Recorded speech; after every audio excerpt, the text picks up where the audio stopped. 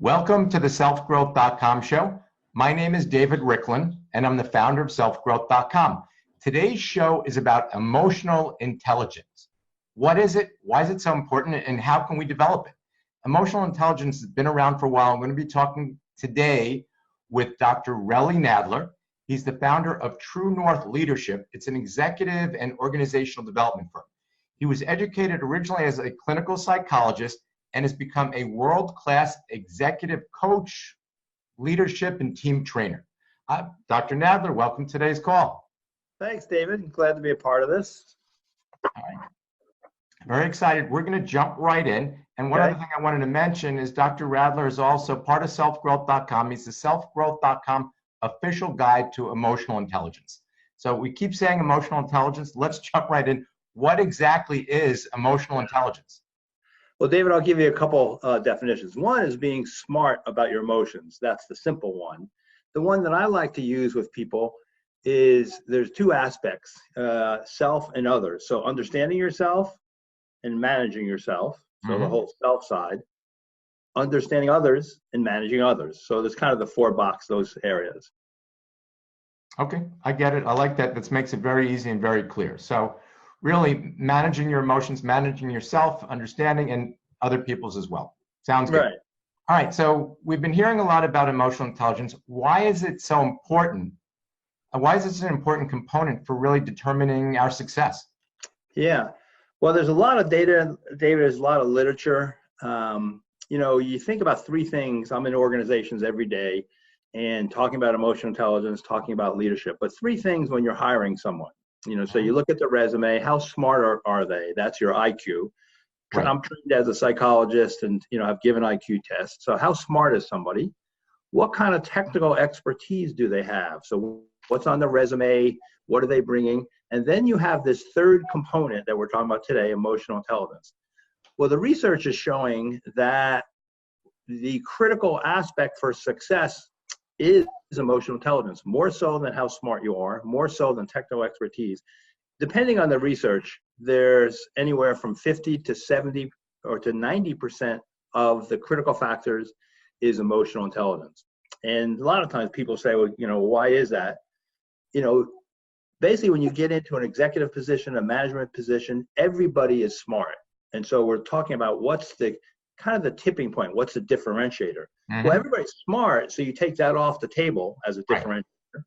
Yep. Their technical expertise, many times they're not doing it anymore. They are training and leading through others. So you take that off the table, and then you get this aspect about communicating, delegating, holding people accountable, are all in the realm of emotional intelligence.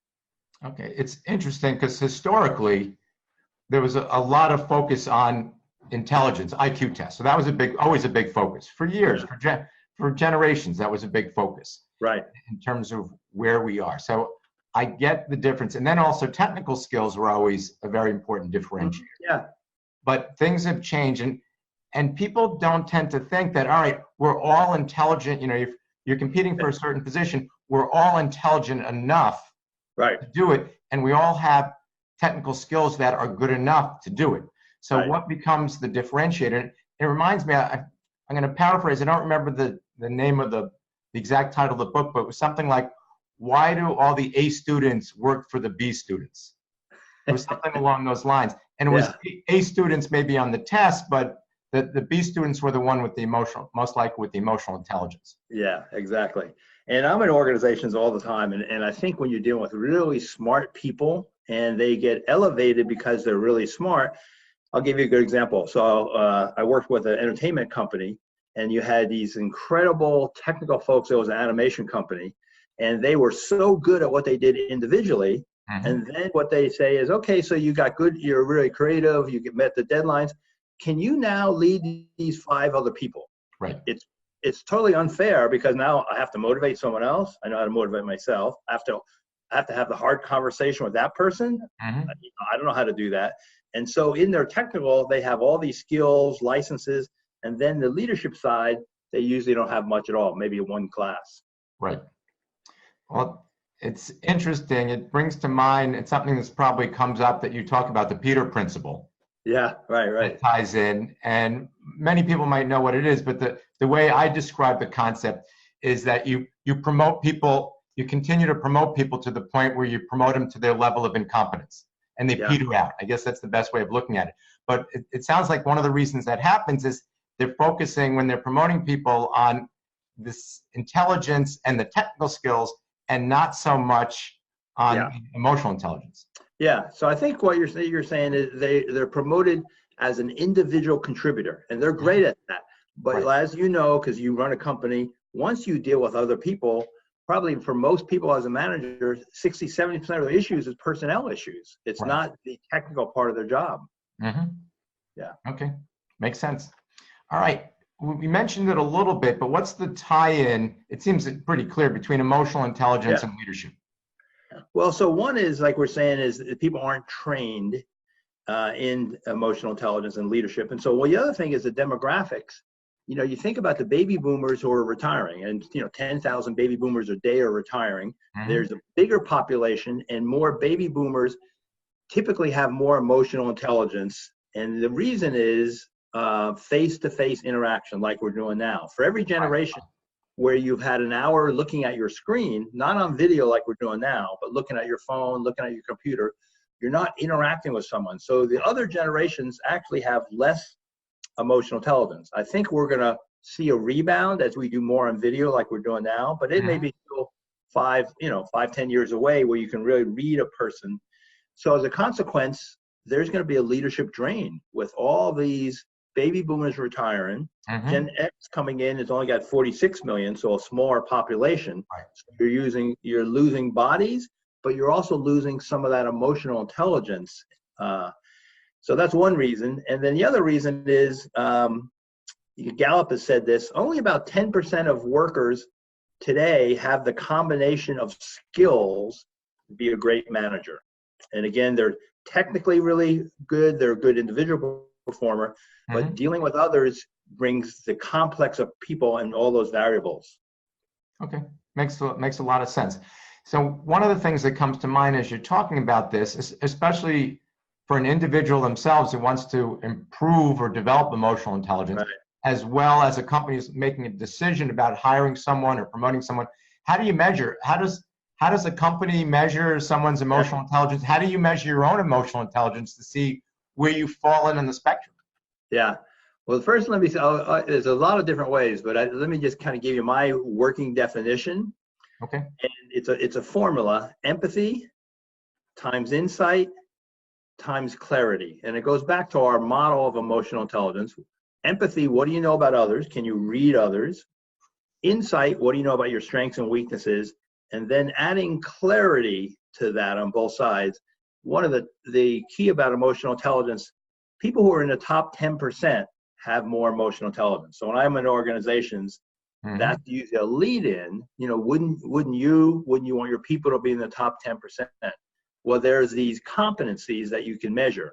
So one of the ones, there's an assessment called the Emotional Quotient Inventory that I use. I train other people in organizations to use that. And the person who founded that coined the term, his name is Reuven Bar-On, coined the term EQ in 1985.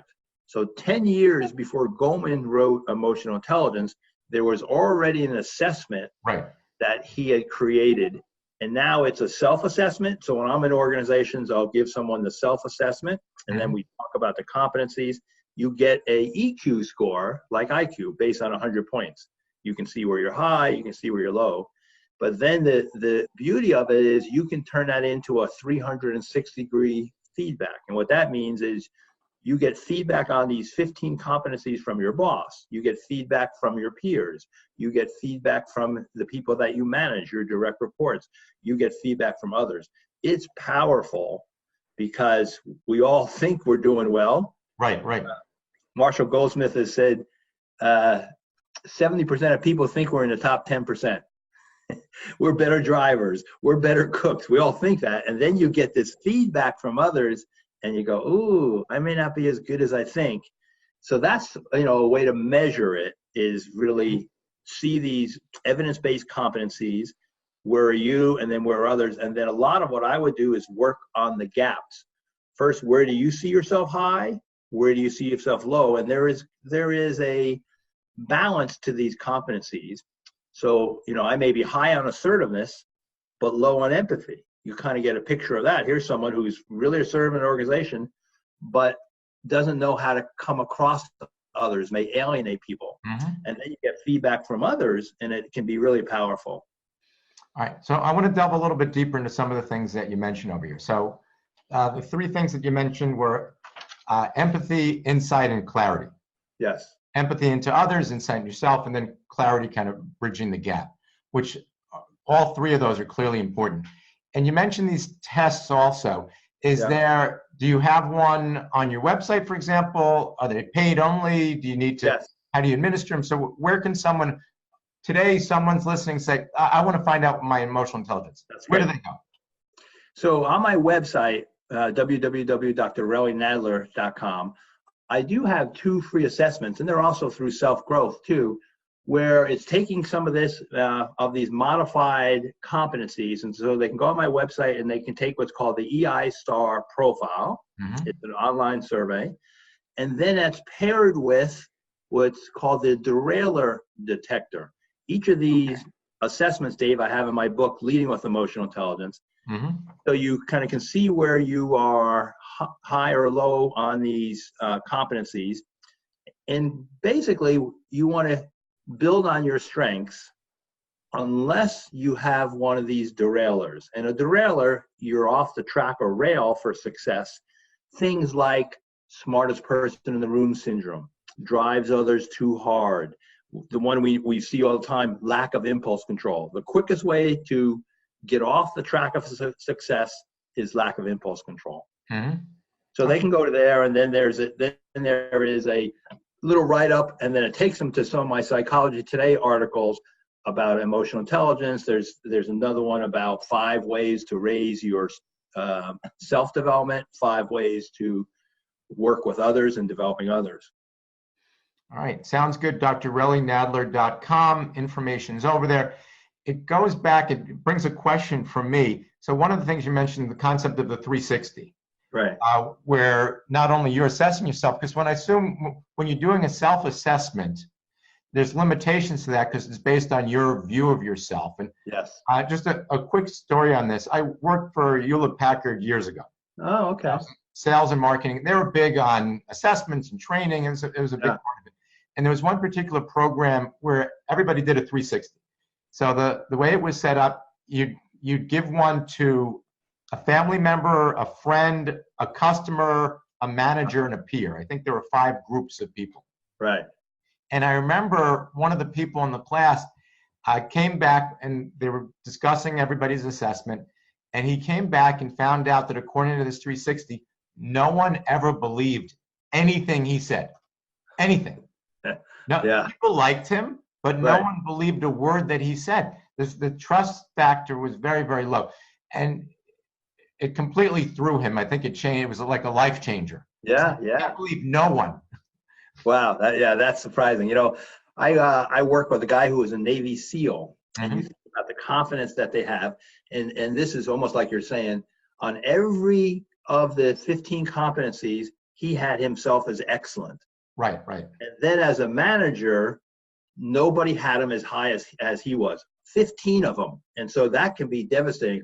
My work as an executive coach is I have to really present it in a way that they can hear it, and then say, okay, so now it's almost like you get a physical exam. You get all these numbers about your cholesterol's high.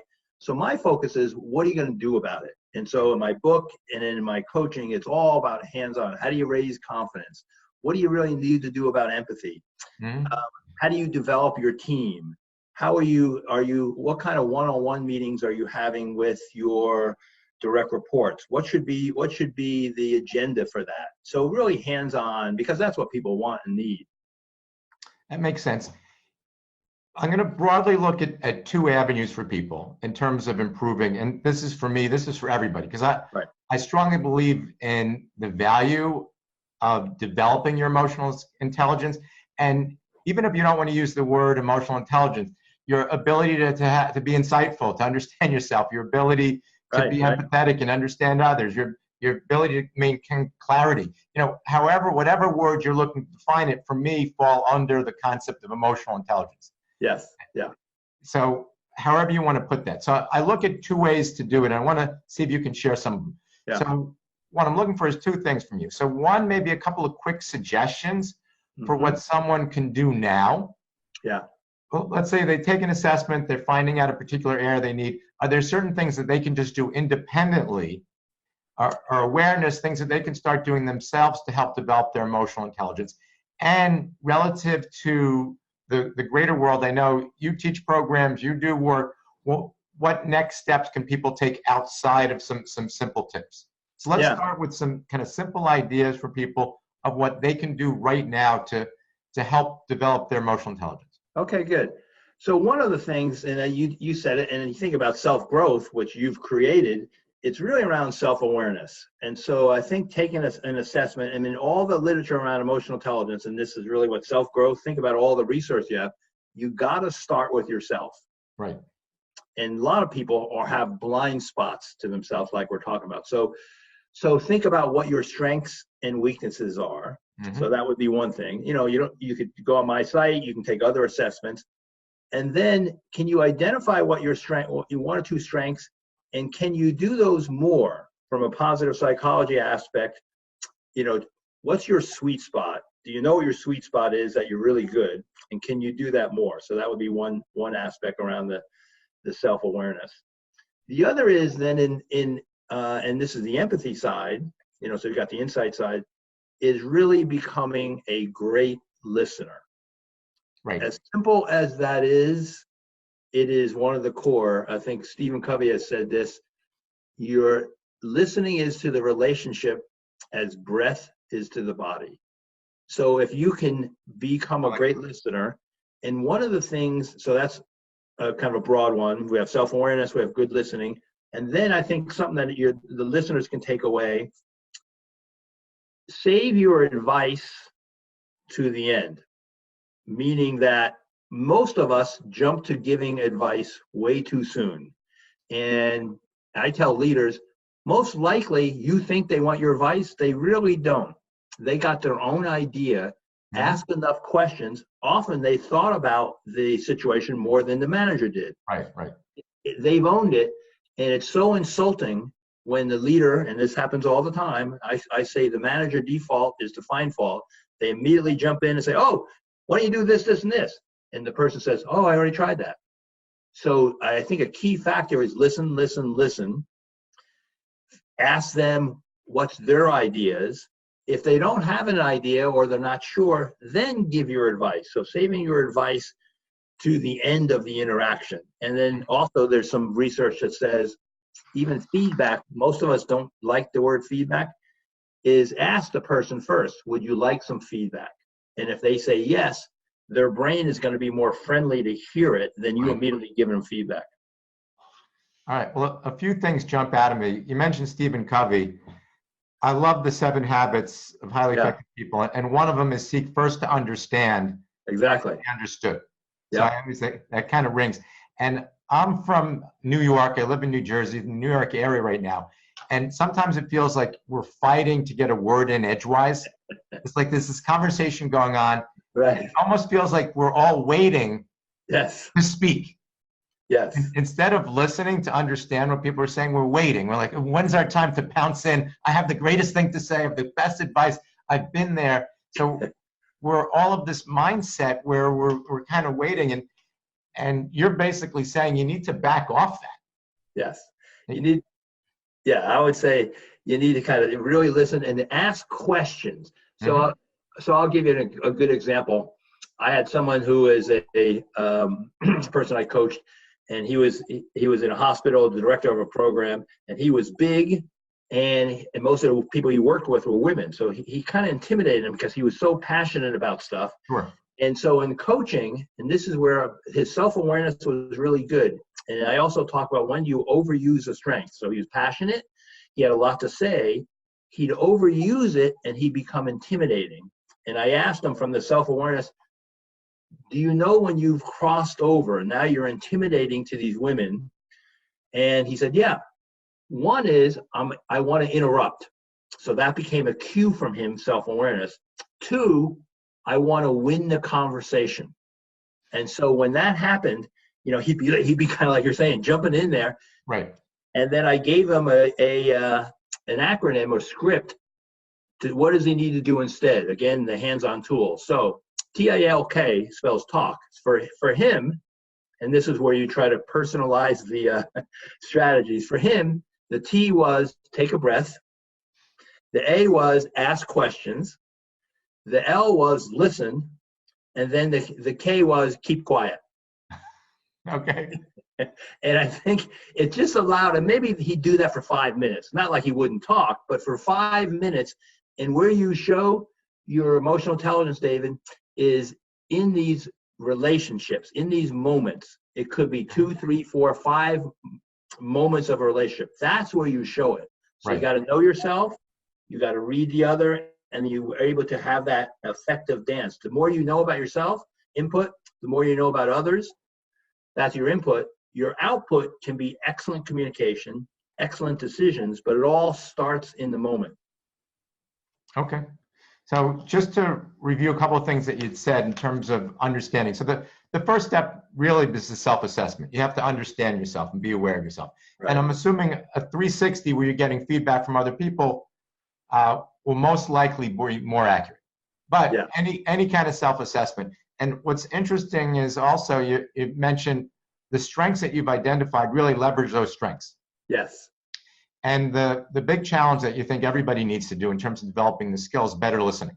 Yes. And I like this idea that the talk, that take a breath, ask, listen, and then the final one, which kind of sits throughout all of them, is to keep quiet.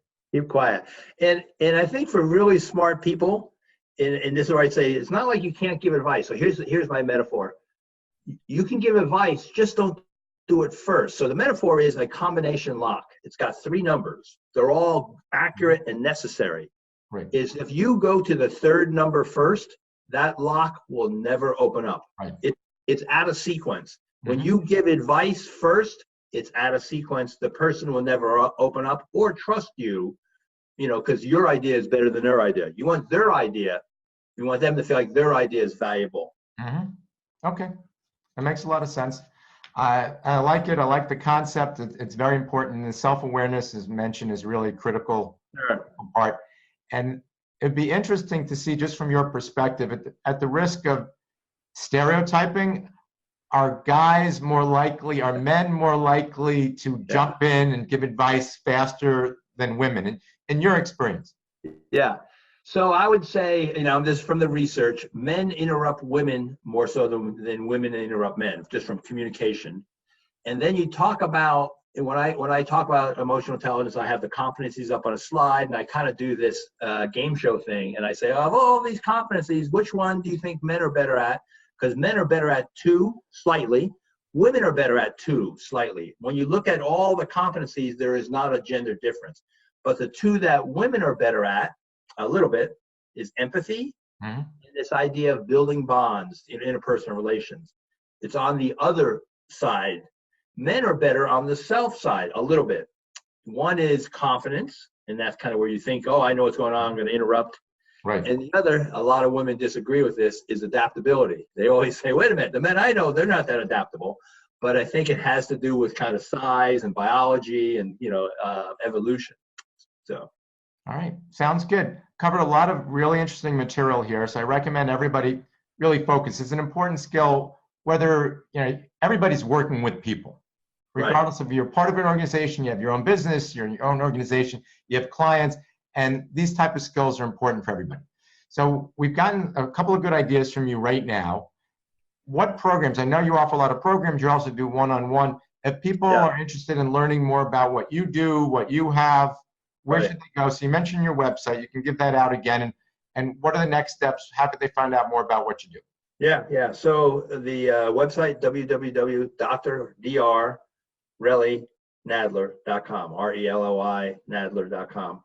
And on there, there is some videos. You're able to take those self-assessments I mentioned. Mm-hmm. I have a series of e-learning webinars that people can engage in, so they can kind of do it at their own, or that I go into organizations and I do organizational assessments. I do team building. I usually like to combine working with the executive team on their teamwork, Mm-hmm. individually, each of them getting experience 6-degree feedback and coaching, and then have sessions with the individual and then their team. So really kind of getting roots into the organization. Right. Okay, sounds good. Make sure, check out his website. He's got a lot of good resources there, drrellynadler.com. Any final word for people? Any final thoughts before we finish up today? Yeah, I would think one thing is around listening, and I didn't mention the difference between fast and slow thinking. You know, there's a book by Daniel Kahneman, Fast and Slow Thinking. Leadership is slow thinking. We don't need to get better at fast thinking, like you're saying in New York, New Jersey. We need to get better at slowing down, reflecting, and then connecting with others. So this whole idea of slow thinking is appropriate, and good leaders really slow down, and we can all take that time to slow down and really connect with people. All right, sounds good. Slow thinking. Dr. Relly Nadler, thank you for having us here today. Emotional intelligence. Everybody go out there, check him out. Thanks again for being here today, Dr. Nadler. A lot of good information. And I want to thank everybody for listening. We'll have more interviews coming up in the future. See everybody soon. Thanks, David.